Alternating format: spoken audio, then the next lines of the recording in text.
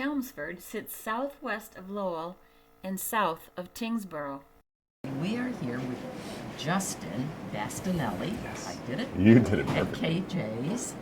And tell me, Justin, how long have you had this place? Yeah, so just over 5 years. I've been in restaurants my whole life, whether it's managing, bartending, serving, just trying to get by. I actually met my wife in a restaurant, and something she probably regrets. But food, restaurant, customer service has always been in my life. I've always loved it, had a passion for it. I ran businesses before, I was in radio before, so it kind of all led me to this. And I remember actually sitting right over there right before we opened thinking, my goodness, what did I just do? You know, I put everything into this, and it was one of the best decisions I've ever made. It's just, Wow. It's just tremendous. I have 3 of my kids working for me. And how many kids do you I have 5 boys. 5 boys, so you have a very quiet house. Yeah, no, you could, yeah, it's, you know, nobody in the neighborhood hears us ever. And my poor wife, because I'm probably the biggest kid of them all, so she's got 6 kids, I've got 5. How about that? Okay. Yeah. What are your hours? So we're open from 6 to 3 o'clock. On the weekends, we're open at 7 until 3. We used to be open until 5, but 3 is good. Okay. That's good. All And that right. was one of the things. So I said food was always in my life, and I've always wanted to run my own business or run my own restaurant. And we were going to do a dinner type restaurant. And I didn't like the hours. Right in the last 11th hour, I was nervous because family is number one to me, obviously. You know, I talk about the customers, the staff, my kids, family, everybody's family. So now you're family, by the way. Okay, we'll take so welcome in. But if I was going to work at 2 or 3 o'clock in the afternoon, That meant. and I get home at 2 in the morning, I can't do that. Okay. And now I'm able to coach my kids, I'm able to have dinner with them, I'm able to be with them in their life, but more importantly, they're in my life. What kind of food do you have, Yeah. and what do you think of the special? So we have breakfast. We are a breakfast place per se here in Acton, because in our second location we You joke. have 2? Yeah, we do. We opened that up about a year and a half ago. We joked that that's the lunch spot. So, but here I love our bagels. Our coffee's wonderful. Our sandwiches, everything's made here to order fresh. So I think that's part of it. You know, I want a place where you feel at home, that you can have a good breakfast. And, you know, one of our mottos is that a lot of people, especially today, in this day and age where it's difficult to have money to go out and get yourself extra food or coffee. So we always tell people, you know, or act like they're one stop per week. You know, they've saved up, they have, you know, $10 to spare. They choose here for breakfast and coffee. Make sure it's good. And if it's not, bring it back. We'll make sure it's better. How is that muffin? Excellent. You want a bite? It's got chocolate, raspberry. I don't know what else it's got in here, but it's delicious. My kind of muffin. You had me at chocolate. Yum. I have a green smoothie, and it's delicious. It's got, I think, the pineapple, banana, a lot of spinach. Why I'm getting so strong. But it's sweet and delicious and nutritious. Okay. We were invited to Chelmsford by Diane Sherratt-Steimel, news director at Chelmsford Telemedia. Dean Contover had us on his show, The Current Buzz. The station is located inside the Parker Middle School.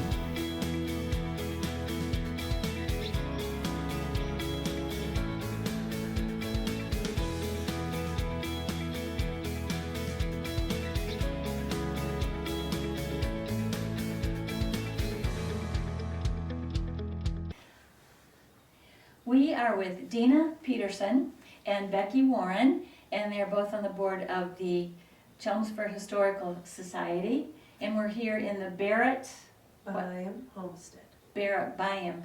Homestead. So first of all, can you tell us, when was Chelmsford first settled and when was it incorporated? Well, first settled thousands and thousands of years ago by the Native Americans, of course. Eventually, in the 1650s, people started coming and settling here, one of which was John Eliot would come. He was the first Christian.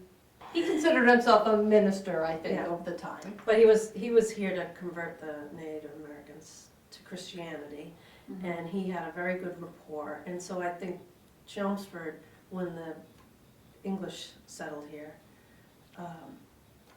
they had a very good rapport with the Native Americans because Mr. Eliot was here already. Okay. But so it was 1655 when the king actually incorporated the town of Chelmsford. Okay. And what did Chelmsford look like then? Was there more land or was it? Well, it was 6 square miles, the original. Okay. And then I think they wanted more land on the other side of the river, and John Eliot was advocating for the Native Americans, saying, you know, we have to set aside some that's just for them, that won't be encroached upon. And so the boundaries have changed a lot, but what is now Lowell and what is now Westford, both were completely in Chelmsford in the beginning, and the parts of Carlisle. Okay. Now, and so why did people originally come and settle in Chelmsford? Was it for farming or what was it? Well, there's a lot of natural resources here. It's right on the Merrimack River, the Merrimack and the Concord River, and there's the falls, the Pawtucket Falls, and there's like natural deposits of limestone and bog iron, and lots of streams and ponds for running mills and ice cutting in the ponds and things. So a lot of natural resources here. What do you say, Becky? It was getting too crowded in Woburn and Concord. Woburn and Concord. It was getting too crowded, so they came out Okay. here. in 1655, right? Yes, yeah. But farming, your question, yes. Basically farming. agricultural base, but needing to build their homes and establish a community, you've got sawmills and grist mills and flour, other types of mills that are coming on the scene, and there's water power to run those. And so Chelmsford was known for that, to have those resources available. And as Okay. Dina said, you got limestone, which is for plaster and for building with bricks. And so with the development of... And there were clay deposits for the bricks. For the brickyard. So the whole Merrimack Valley, as it starts to grow, Chelmsford had the resources to help that happen. Excellent. So what period of time did that last, that kind of commerce, from when to when? Probably till after the Revolution. Okay. So the late 1700s. Yeah, so that was just a nice kind of quiet town for 120 so years. But they were farming, and they were going back and forth to Boston to sell wood and food and things like that. And then they would get imports from the port of Boston and bring them out here. So it was commerce between the two towns. We have quite a few firsts, actually, in Chelmsford, Oh. and one of which was the Middlesex Canal. Well, that was completed in 1802, and that actually brought more industrialism to the area. Okay. Like the glass factory, that started up right after the canal. And there are remnants of that canal that are still around. Have you been to Billerica yet? Billerica has... We haven't. When you go there, you go to the Canal Museum. Yeah, in that- Billerica. Oh, okay. Yeah. You wanna know? Right after you have canals, you started having railroads being built. The same investors are building railroads. Then the next big thing is Francis Lowell, who in England memorized how to build a cotton mill, came to America. They opened their first cotton mills in Waltham. Okay. And then after Mr. Lowell passed away, the two associates started building the mills in Lowell. They built their own little town, and then it ended up being annexed off of Chelmsford, and they named it Lowell after Mr. Francis Lowell. So you have that industrial revolution happening in the town of Lowell, later the city of Lowell. But Chelmsford still had resources to help with some of those mills getting built, which also meant for the farmers, they had markets to sell their produce, their extra produce too. So your question is a good one, because Dina and I have been re-looking at the history of Chelmsford. Like, we do tours of this homestead all the time, but your visit has made us rethink what was so important about Chelmsford and what makes it different maybe about other towns. Mm-hmm. And there's the firsts that Dina mentioned, things like the Chelmsford ginger ale and the swords that were made here. A match factory, first place for striking a match, that was happened right down the here, street. right down the street from here. So Wow. there are some firsts, but it's interesting that your own town isn't really a little isolation. It isn't an island. Yes. That other towns help make your town successful, and you help other towns. So Yeah, absolutely. it is interesting to think about the expanse of how things happen Right, exactly. over town. We're here with Michael, Jason Yep. at the Princeton station. So tell me, how long has this been the Princeton station? So it's been the Princeton station since 2005. Before then, it was a few different places. It was most recently before that, it was a Jimmy's restaurant. Oh, okay. Before then, I'm not quite sure on the total history, but it was originally the Princeton Lounge, sometime Oh. around the 50s, I believe. Okay. So we did revert back to the original name. And you've owned it, your family, since 2000? So my father is one of the owners. He has a partner as well, but they've owned it since 2005. And it's quite a beautiful building. Was it originally a restaurant? Yes. Always been a restaurant. It wasn't always this large. Okay. They've added on to it. We haven't added on to it. We just added the patio on. When we were shut down for COVID, we added the patio on outside. But the place has been built onto over the years, and additions have been put on. And what kind of food do you serve here? So we do all American fare, a lot of seafood, steaks, sandwiches, pasta dishes, sautés, stuff like that.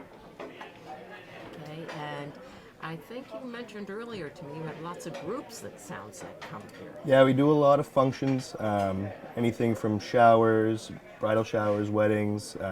We do some mercy meals, unfortunately, but we do a lot of functions for the community. That's nice. That's very nice.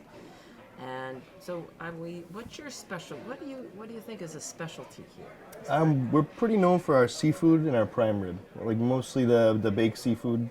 So we do baked haddock a lot, our scallops, things like that. Making me hungry. And your hours? We're open from 11 a.m. to 10 p.m. in the kitchen every day. The bar stays open till 11 during the week and midnight on the weekends. Oh, really? So, And we do entertainment Thursday through Saturday. what kind of entertainment? So we'll do a 2-man band on Thursdays, and then we'll do typically a 4-man band on Friday and Saturday. And that attracts a lot of people, Yeah. I'm sure. Yep. All right. And where do they perform? So they do in the lounge area over In on the the other side lounge? there. Yep. Kind of like a community over here. We see it. We have a lot of regular customers, You and do. yeah, Yes. That's nice. yeah, a lot of people that really help us And move what's forward. your role? I know it's your dad's and the other owner. What's your role? So I manage out front during the week typically, and on the weekends I'm in the kitchen. I cook on Thursday, Friday, and Saturday nights, and drive the line. And was that your background? Yeah, I've been here 14 years. So right after I turned 14, started working here, and they put me in the dish room. And since then, I've basically worked my way up, and now we're here. Very good. Well, we're looking forward to the meal. Awesome. And What'd you end up getting? I got the haddock. Yeah. So Yeah, that very sounds- popular. Yes. Yeah. So I got the haddock, and it All right. sounds very good. Awesome. So thank you. Thank you. Okay. Whoa. Tell us what you have. I have. Look at this haddock. Oh, I've got the. And I have spinach and mashed potatoes and a lemon to go on top. Looks good. Not only looks good, it is good. It's very good. Excellent. I have an arugula salad with walnuts and strawberries, and I've got some balsamic vinegar on it. I'm really into salads right now, in case you didn't notice. So it's kind of like everybody knows what this tastes like, but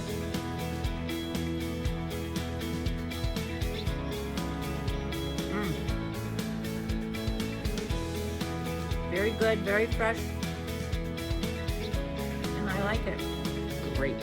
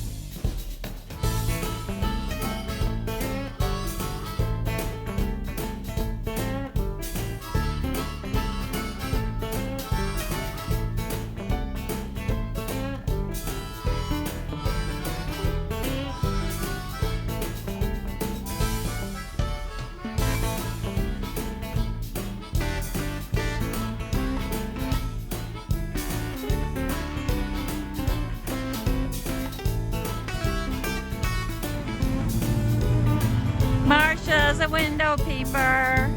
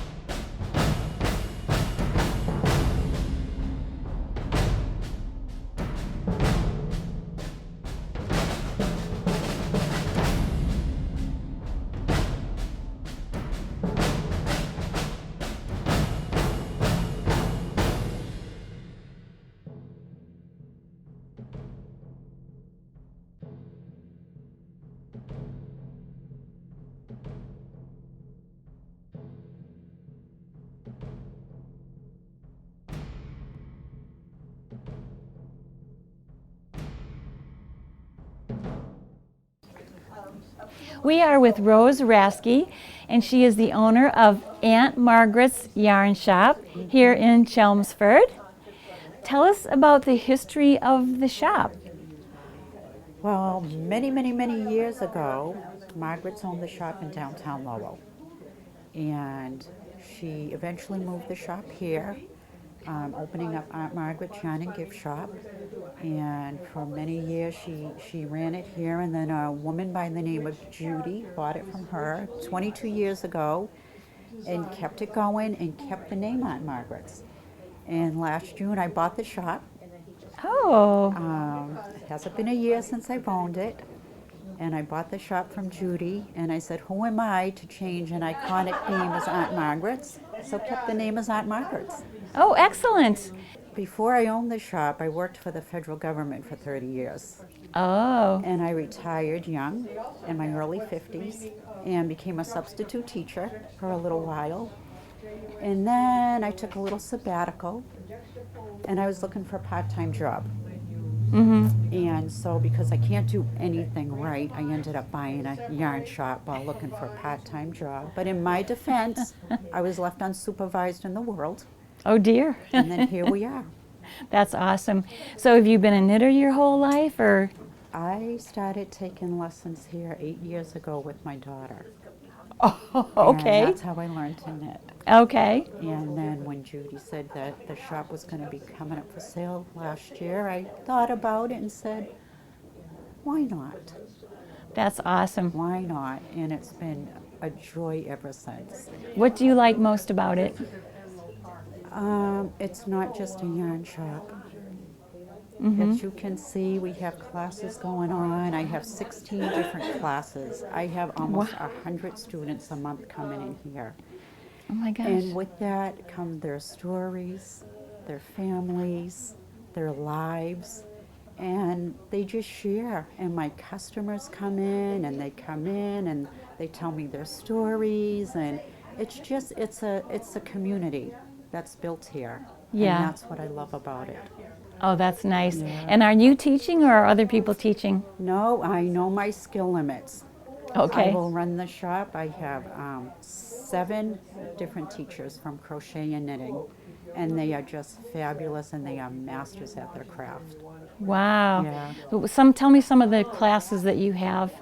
I assume you have beginner classes. Well, actually, our classes are all intermingled. Each class has beginner, intermediate, advanced. Oh, They work at their own pace. They work on their own projects. Sometimes the instructor may say, hey, look at this cute little thing. Does anybody want to make it? And they might do it as a group. okay. But they learn everything. They learn how to read a pattern. They learn about what the different yarns are, what yarns to make with that pattern, different needle sizes, hook sizes. They are taught everything from beginning to end. So they're not only just learning stitches, they're learning all about the fibers as well. Wow. That's very awesome, because there's a lot of different kinds of materials and fibers, right? So you have a little bit more than just yarn in this shop. What else do you have? One side is basically the yarn shop. One side is basically the gift shop. Ah, And so on our gift shop end of things, I have little cubbies down there, and they're on consignment. I have local Okay. artists that sell their wares in there. Small shops supporting small shops locally. that's And, awesome. We have like a little Christmas tree shop down there, and then glassware with the town names, and all kinds of little things down there, and trinkets. Wow. How many local artisans do you have? Do you know? Or? Right now I have six local artisans on hand. This is a great shop to explore, and I can't wait to look around, because it's not just yarn. See all the goodies that you have, and thank you for talking to us today. Yeah, well, thank you. And everybody out there in knitting crochet, go visit your local yarn store. Yes, absolutely. And your name is I'm Ricky Sullivan. Ricky Sullivan. Owner of? And the place, From Sully's. That's It's called that's Sully's, Sully's of Ice course. Cream, which I hear is super good. I appreciate that. All over town, it sounds like everybody knows about this place. Is that true? It is true. Yeah. And You make it started here? in March. We start March 1st, yep. That's early. It is early, and it was very cold that day, but everyone turned out, and we appreciate it. And when will you finish? We'll finish early December. Early December. Strong through Thanksgiving, and then 2 or 3 weeks after that. And did I hear correctly, you make your ice cream? We make most of it, yep. Most Yep. of it you do make. Yep. And what's your favorite, which one gets sold the most? The most, obviously, is vanilla. Okay. It's used on everything. And what's your favorite? I go for anything pretty much chocolate, so people don't want to ask me because they go, if it doesn't have chocolate, I'll go for the butter pecan once in a while. Okay. But chocolate almond, And how much do you make during the summer? Do you make it weekly? we make it weekly, and it varies. We'll make anywhere from 150 gallons up to like 150 gallons. up to 250, 300 gallons on a real busy. Some days we'll have to make 5 days a week because we can't. Because Keep it we'll run out. You'll We'll run out. out. We'll be making Sunday night so that we have ice And cream. Monday. how many people do you think you get a day? Oh, I know you're Yeah, very. yeah. I have. Well, I hear you're going to let us go in. Yeah, we'll let you, especially on a day like today. Yes, okay. So how many? That's little Sully. That's Robbie Sullivan, Hi, Robbie. So, and this is Nina. Hi, Nina. hi, Nina. How many flavors do you have? I'll look Big at. flavors. It's like it like rotates. I think there's like 100. It's over 100. Wow. So, I think it's like 100, like 15 or something, but they rotate in and out. Yeah. So it's always over 100. Nice. And what's your favorite? Probably a bit fatty. I usually go for yogurts. Uh-huh. And yours? I like coffee Oreo. Yeah. This makes all of that ice cream. This makes 10 gallons at a whack. And how long does it take to make like 10 gallons? Takes about 15, 20 minutes. That's Oh, it? okay. Yeah. Wow. Okay. So you have all different formulas you use? And, Right. Yeah. Formulas that were handed down from Skips. Okay. That was Mr. and Mrs. Jeffers, and they were like my second mom and dad. And they own this? They owned Skips on Chelmsford Street. Okay. And that was there until '98, and then they just tore it down and put up a strip mall. We were already over here in 1986, so I started down at Skips. Oh, you started down at Skips, Right. and then you came up here, and 73 they're in ones that... 73, I was down at Skips working. Then I went in the Army, and I came out of the Army, and he says, I want you to manage it. So I managed it for a few years with him, and then he goes, I go, I'm going to go cross country with your neighbor, Jay Coffin. He goes, well, I thought you might take over the stand. I says, well, I'll be here next summer. And he goes, I thought so. And that was 1981. And the next year he goes, you're in here, it's a trial basis for 1 year. And he was there as my advisor. And What a nice guy. yeah, That really, yeah. and the rest is history. We were there from 82 to 98. And then you came over here, and that's your son, right? That's my son. Yeah, he looks like and my you. brother worked here, and then he opened up Sullivan Farms No. in Tingsboro. Yeah. So there's another, and does Yeah. does he make this ice cream? Oh yeah, just- he makes even more than I make. So.